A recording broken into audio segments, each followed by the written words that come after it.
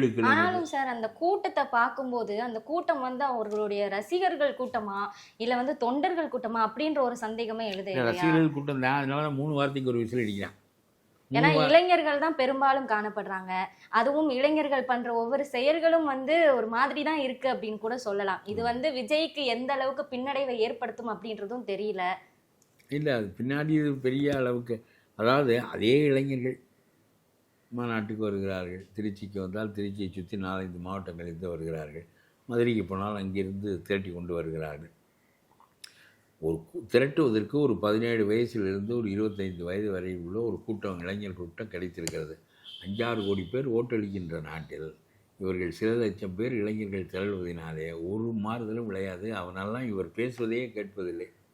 ஆனா இந்த இளைஞர்களை வந்து பின்னாடி அரசியல்ல ஈடுபடுத்த வந்து முயற்சி நடக்கிறதாவும் சொல்றாங்களே. இவன் அரசியல் மயப்படுத்தோம்னா விஜய் அரசியலுக்கு கூர்மையாக இருக்க வேண்டும், சொல்ல வேண்டும்.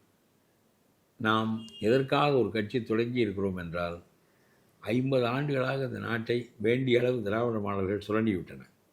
ஆகவே நாம் ஒரு புதிய ஆட்சி முறையையும் புதிய ஒழுங்குமுறையையும் சமூகத்தில் ஒழுக்கத்தையும் உண்டாக்குவதற்காகத்தான் கட்சி உண்டாக்கியிருக்கிறோம். நேர்மையாக இருக்க விருப்பம் என்றால் அரசியலுக்கு வாருங்கள். இல்லை அதில் பலன் கிடைக்கும் என்றால் என்னோடு வர வேண்டாம் என்று சொல்வதற்கு ஒரு தைரியம் இல்லை.